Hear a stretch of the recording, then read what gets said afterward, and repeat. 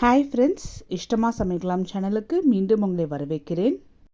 இன்றைக்கி வெண்ணெய் ஓவன் இல்லாமல் நல்ல லேயராக கிறிஸ்பியாக வீட்டிலையே வெஜ் பப்ஸ் எப்படி செய்கிறதுன்னு தான் பார்க்க போகிறோம். ஒவ்வொரு லேயருமே நல்லா பிரிஞ்சு வந்து நல்லா மொறுமொறுன்னு இருக்கும்.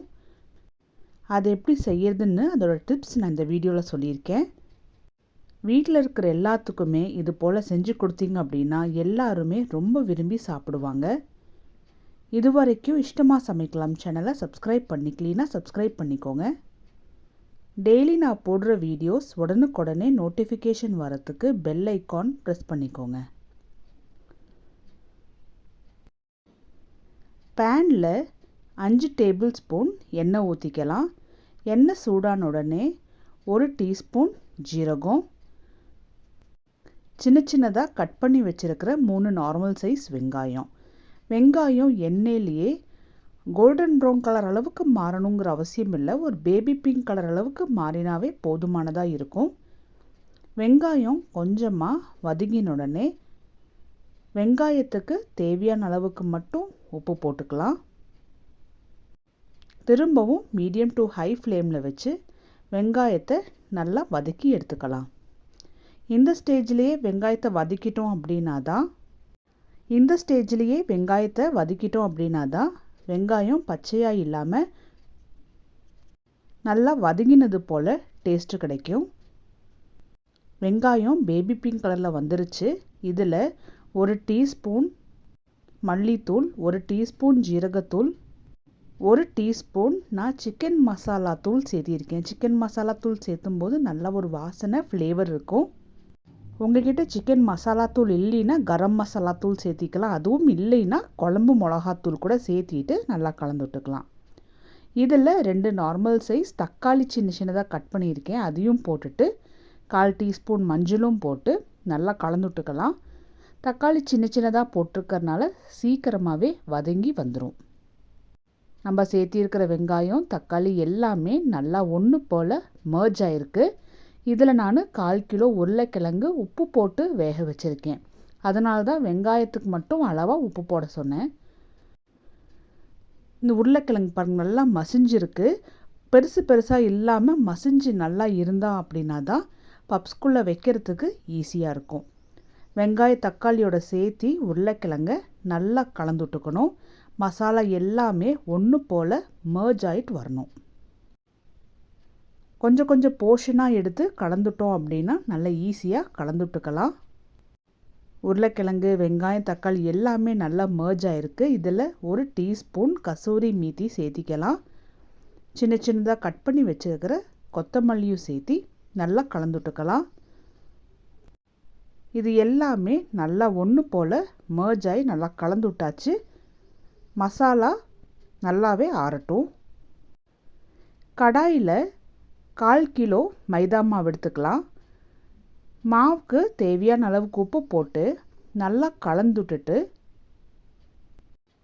அதுக்கப்புறமா எண்ணெய் ஊற்றணும். அப்போ தான் உப்பு அங்கங்கே திட்டாக இல்லாமல் இருக்கும். இதில் 5 டேபிள் ஸ்பூன் அளவுக்கு எண்ணெய் நான் ஊற்றிக்கிறேன். எண்ணெயை மாவோடு சேர்த்தி நல்லா கலந்துட்டுட்டு மாவு நல்லா மாய்ஸ்சரைஸ் ஆகணும். அப்போ தான் ஒவ்வொரு லேயருமே நல்லா மொறுமொறுன்னு இருக்கும். எண்ணெய் இந்தளவுக்கு தான் ஊற்றணும் அப்படிங்கிறது கணக்கு கிடையாது. ஒவ்வொரு மாவுக்கு ஏற்ற மாதிரி எண்ணெய் வேறுபடும். உங்களுக்கு இந்தளவுக்கு நல்லா மாய்ஸ்சர் ஆகிற அளவுக்கு எவ்வளோ எண்ணெய் தேவையோ அந்த அளவுக்கு எண்ணெய் ஊற்றிக்கணும். மைதா மாவை கொஞ்சமாக கொழுக்கட்டை போல் பிடிக்கும்போது பிடிக்க முடியணும். அதுதான் கரெக்டான கன்சிஸ்டன்சி. அதுக்கப்புறமா இந்த மாவில் கொஞ்சமாக தண்ணி தொளித்து சப்பாத்தி மாவு போல் பிசைஞ்சு எடுத்துக்கலாம். இது போல் எண்ணெய் போட்டு நல்லா கலந்துட்டு அதுக்கப்புறமா தண்ணி ஊற்றி பிசையும் போது பப்ஸோட லேயர்ஸ் வாயில் கடிச்சாவே அப்படியே கரைஞ்சி போகும். அந்தளவுக்கு டேஸ்டியாக இருக்கும். ட்ரை பண்ணி பாருங்கள். மாவை நல்லா பிசைஞ்சாச்சு. கடைசியாக 1 டேபிள் ஸ்பூன் அளவுக்கு எண்ணெய் ஊற்றிட்டு நல்லா ஒரு முறை பிசைஞ்சு வச்சிடலாம். அப்போ தான் ஊற வைக்கும்போது காயாமல் இருக்கும். மாவு பாருங்கள், நான் நல்லா பிசைஞ்சு எடுத்து வச்சுட்டேன். இதை ஒரு 1/2 மணி நேரம் ஊற வச்சுருவோம். அப்போ தான் மாவு இன்னும் கொஞ்சம் சாஃப்ட் ஆகும். ஊற வைக்கும்போது மேலே ஈர துணி போட்டுக்குங்க, இல்லாட்டினா பிளேட் போட்டு மூடி வச்சுருங்க, ட்ரை ஆகாமல் இருக்கும். சின்ன கடாயில் 5 டேபிள் ஸ்பூன் அளவுக்கு எண்ணெய் ஊற்றிக்கலாம். நான் கோல்டு வின்னர் தான் சேர்த்திருக்கேன். இதில் 2 டேபிள் ஸ்பூன் அளவுக்கு மைதா மாவு சேர்த்திட்டு மிதமான சூட்லேயே நல்லா கலந்துட்டுட்டு ஃப்ளேமை ஆஃப் பண்ணிடுங்க. இன்னமும் ஃப்ளேம் வச்சுருந்தோம் அப்படின்னா மாவு கருப்பு கலராட்டம் மாறிடும். மாவை எண்ணெயோடு சேர்த்தி நல்லா கலந்துட்டரலாம். இனி இது ஓரமாக எடுத்து வச்சுருவோம், நல்லா ஆறட்டும். அரை மணி நேரம் ஆயிடுச்சு, மாவுமே நல்லா ஊறி இருக்குது. இதை ஒரு முறை நல்லா பிசைஞ்சு எடுத்துட்டு சப்பாத்தி மாவு எந்த அளவுக்கு எடுப்போமோ அந்த அளவுக்கு தனித்தனியாக எடுத்து உருட்டி வச்சிடலாம்.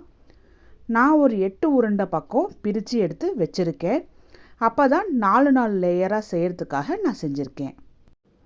இனி இந்த ரோலில் இருந்து ஒவ்வொரு ரோலாக எடுத்து சப்பாத்தி போல் நல்லா விரித்து விட்டுடலாம். ரொம்ப திக்காகவும் இல்லாமல் தின்னாகவும் இல்லாமல் விரித்து எடுத்துக்கணும். இந்த சப்பாத்தியை பாருங்கள், நான் எந்த அளவுக்கு உருட்டி எடுத்து வச்சுருக்கேன்னு. திக்னஸும் பார்த்திங்கன்னா இந்த அளவுக்கு தான் இருக்கணும்.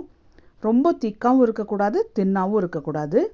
இதுக்கு மேலே ரெடி பண்ணி வச்சுருந்த எண்ணெயும் மைதா அந்த கலவையை போட்டுடலாம். இதை ஓரங்கள் முதல் கொண்டு எல்லா பக்கமுமே பரப்பி விட்டுறணும். இது தடவுறனால தான் மாவு ஒன்றுக்கொன்று ஒட்டாமல் பிரிஞ்சு பிரிஞ்சு வரும், லேயர் மாதிரி. அப்போ தான் வறுத்து எடுக்கும்போது லேயர் லேயராக கிடைக்கும். இதே சைஸுக்கு ஒவ்வொரு சப்பாத்தியாக நான் ரோல் பண்ணி மேலே மேலே இந்த எண்ணெயும் மைதா பேஸ்ட்டும் போட்டு தேய்ச்சி விட்டுக்கிறேன். நான் இது போல் 4 சப்பாத்தி ரோல் பண்ணி எடுத்திருக்கேன். கடைசி உள்ளதுக்கு மேலே அந்த எண்ணெயும் மைதாவோட பேஸ்ட்டு போட வேண்டாம். கத்தி வச்சு ஓரங்கள் எல்லாமே கட் பண்ணி எடுத்துக்குவோம் ஒரு ஸ்கொயர் ஷேப்புக்கு.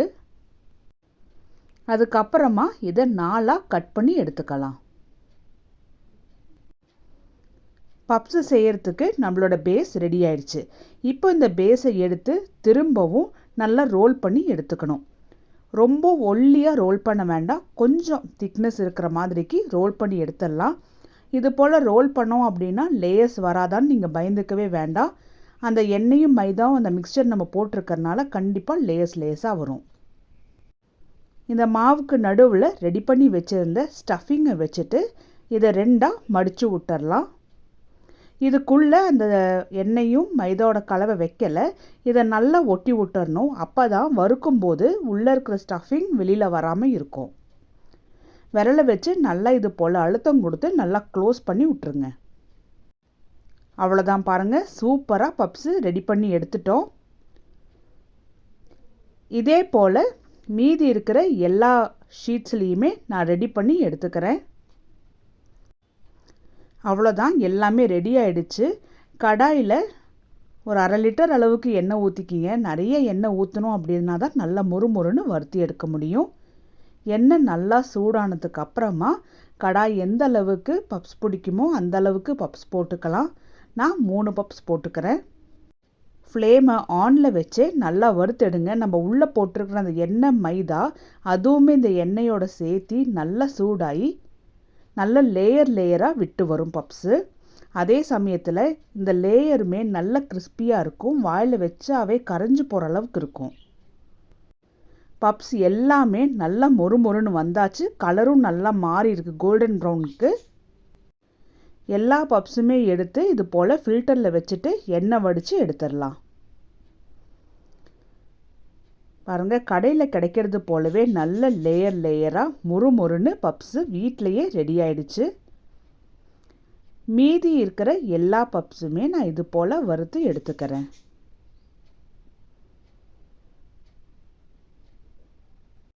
நீங்களும் நான் இந்த வீடியோவில் சொன்னது போலவே சின்ன சின்ன டிப்ஸ் வச்சுட்டு நல்ல மொறுன்னு வீட்டிலையே பப்ஸு செஞ்சு பார்த்துட்டு எப்படி வந்துச்சுன்னு எனக்கு கமெண்ட் பண்ணுங்கள். எல்லாருக்குமே பிடிச்சிருந்தாலும் சொல்லுங்கள். இந்த வீடியோ உங்களுக்கு பிடிச்சிருந்தா லைக் பண்ணுங்கள், உங்கள் ஃப்ரெண்ட்ஸ் எல்லாத்துக்கும் ஷேர் பண்ணுங்கள். இஷ்டமாக சமைக்கலாம் சேனலுக்கு சப்ஸ்கிரைப் பண்ணிக்கோங்க. நான் உடச்சி காமிச்சிருக்கேன் பார்த்தீங்களா, எந்த அளவுக்கு பப்ஸ் நல்லா மொறுன்ட்டு இருக்குன்னு. டெய்லி நான் போடுற வீடியோஸ் உடனுக்குடனே நோட்டிஃபிகேஷன் வரத்துக்கு பெல் ஐக்கான் ப்ரெஸ் பண்ணிக்கோங்க.